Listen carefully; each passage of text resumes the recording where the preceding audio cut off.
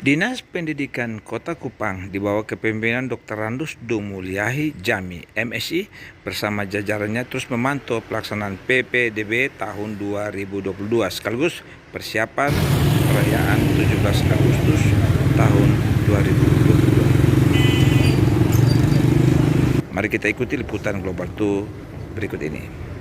Okay, good morning all of you. Because of this protection, so we can jaga dia safely. Hari ini hari Rabu, hari yang ditetapkan oleh pemerintah provinsi sebagai hari berbahasa Inggris atau English Day. Therefore, let's greet and to communicate in English. Oleh karena itu, mari kita saling memberi salam dan berkomunikasi dalam bahasa Inggris. Next, according to habitational schedule, today is Wednesday writing. Yang berikut, sesuai dengan jadwal pembiasaan, hari ini Rabu menulis. Therefore, I hope that you can take 15 minutes to write the important things by paying attention to the correct writing of letters, words, and sentences, and it will be accompanied by the teacher who teaches in the first period. Oleh karena itu, saya berharap kamu bisa manfaatkan waktu 15 menit ini untuk menulis hal-hal penting dengan memperhatikan penulisan kata, penulisan huruf, penulisan kata, dan kalimat dengan benar. Dan ini akan didampingi oleh guru yang mengajar pada jam pertama. Okay, I think that's all from me, and maybe any additional information from principal or student section or children, the things I give. Mungkin ada tambahan dari ibu kepala sekolah atau okay, there is no information more. Can anyone lead us in prayer?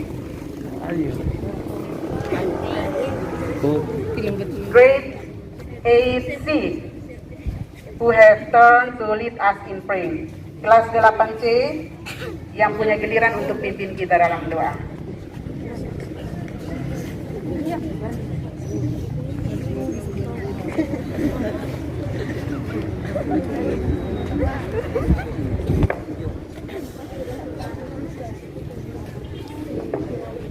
Selamat pagi teman-teman, saya akan izinkan saya untuk memimpin doa pada pagi hari ini. Let's pray together. Thank you God for your protection.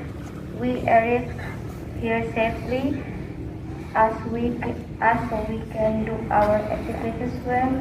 In the name of Jesus, we pray. Amen.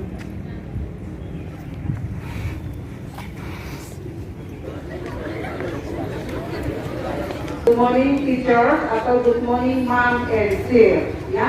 Salamnya seperti itu. Oke. Ulang lagi ya. Iya tuh. Everybody greeting. Good morning, teachers. Oke, thank you. Thank you.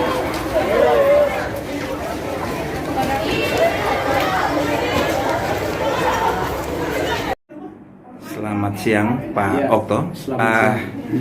Dinas Pendidikan Kota Kupang kembali lagi dengan satu tahap nih, tahap maju di mana PP penerimaan peserta didik baru ini di 2022 sudah berjalan, sudah penerimaan, sudah seleksi dan sebentar berlangsung. Nah, harapan-harapan dinas terkait dengan pembelajaran di periode baru ini 100% ataupun masih bagi atau seperti apa Bapak dan kebijakan-kebijakan lainnya. Jadi baik ya, terima kasih. Jadi puji Tuhan, tahapan penerimaan peserta didik baru hari ini pada tahap persiapan untuk memasuki tahap PLS pengenalan lingkungan sekolah. Artinya rangkaian kegiatan PPDB mulai dari pendaftaran sampai dengan pendaftaran ulang lagi dan akan masuk pada tahap terakhir yaitu pengenalan lingkungan sekolah berjalan dengan relatif aman. Yang berikut terkait dengan itu juga dalam rangka mengejar ketertinggalan pembelajaran selama 2 tahun oleh karena pandemi COVID-19, maka Dinas Pendidikan mengambil kebijakan untuk tahun ajaran yang baru 2022-2023. Hari pertama mulai tanggal 11 itu sudah langsung KBM untuk siswa-siswa di luar siswa baru. Jadi kami sudah mendistribusi mulai dari kemarin hari Senin tanggal 11 itu kurang lebih 70 orang dari dinas termasuk semua pejabat dan Bapak Kadis turun memantau secara langsung dan mengambil alih apel di hari pertama tanggal 11 di masing-masing satuan pendidikan untuk melihat dari dekat sekaligus memastikan bahwa sudah berlangsung kegiatan belajar mengajar di sekolah. Dan hari ini juga kami pantau lagi menyelesaikan semua sekolah dan puji Tuhan 90% sudah melaksanakan KBM di sekolah. Khusus SMP untuk kelas 8-9, kelas 7 masih persiapan untuk PLS, sedangkan SD kelas 2 sampai dengan kelas 6, sedangkan kelas 1 juga persiapan pelaksanaan PLS. Minggu depan, tanggal 18, itu sudah seluruhnya berjalan kegiatan belajar mengajar tatap muka di kelas 100%. Hanya berdasarkan edaran kita masih batasi jamnya. Untuk PAUD itu maksimal 1 hari 2 jam pelajaran, bukan jam arloji. Untuk SD itu maksimal itu 3 jam pelajaran dan untuk SMP maksimal 4 jam pelajaran per hari. Sehingga tidak ada istirahat. Kantin-kantin juga kita dilarang sementara belum beroperasi. Kita menunggu perkembangan ke depan dan ditunjuk lebih lanjut dari pemerintah pusat atau pemerintah Kota Kupang. Terkait ini harapan kepada komite sekolah dan dewan guru di sana dalam mensiasati akan berkembangnya juga di 8 kelurahannya ada sedikit naik soal pandemi itu seperti apa ya? Jadi harapan kita partisipasi dari guru, partisipasi satgas COVID tingkat sekolah itu dioptimalkan perannya dalam kerangka tetap siswa di dalam protokol kesehatan. Kemudian di satuan pendidikan juga seluruh kebutuhan terkait dengan COVID itu disiapkan, mulai dari air yang cukup, hand sanitizer, sabun cair, tisu itu sudah disiapkan dan tetap dilakukan pemantauan untuk anak tetap disiplin menggunakan masker sehingga kita tetap bertahan pada kondisi sekarang, bahkan kita bisa minimalisir sehingga harapan kita untuk KBM tatap muka di kelas itu tetap berlangsung sampai dengan akhir tahun ini atau akhir semester ganjil sehingga kita bisa mengejar ketertinggalan selama 2 tahun kurang lebih kita pembelajaran jarak jauh yang capaian materi dalam kurikulum itu tidak mencapai 100%. Terkait peringatan 17 Agustus nanti tahun ini kegiatan apa saja yang dilakukan? Jadi dalam rangka memeriahkan perayaan 17 Agustus tahun 2022 ini kami Dinas Pendidikan melakukan kegiatan yang namanya pameran edukasi dan festival seni antar pelajar SD dan SMP bahkan PAUD Kota Kupang yang konten kegiatannya itu diarahkan pada pengenalan dan pelestarian budaya sehingga seluruh mata lomba itu bernuansa kearifan lokal ya demi menonjolkan kekayaan budaya Nusa Tenggara Timur begitu. Kegiatan apa sih lomba-lomba yang di jenis kegiatan yang akan dilombakan adalah tarian antar pelajar SD dan SMP, paduan suara antar pelajar SD dan SMP, fashion show, kemudian ada tarik tambang, lari kari. Itu jenisnya.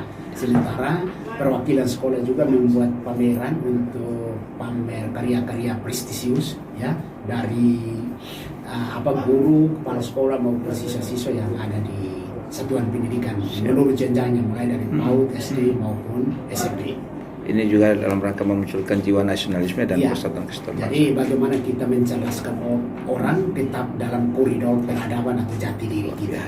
Karena sekarang ini kan modernisasi ini membuat anak-anak sudah mulai melupakan kekayaan budaya kita. Maka ini pendidikan merupakan memainkan peran yang sangat penting untuk melestarikan budaya sebagai kekayaan bangsa. Terakhir, apa harapan Bapak untuk masyarakat dalam hal dukungan orang tua dan keluarga dan pada umumnya masyarakat umum untuk pendidikan anak kita? Ya, saya kira untuk pendidikan ini kolaborasi yang positif antar stakeholder terkait ya, mulai dari keluarga, dalam hal ini orang tua, sekolah, itu merupakan satu mata rantai.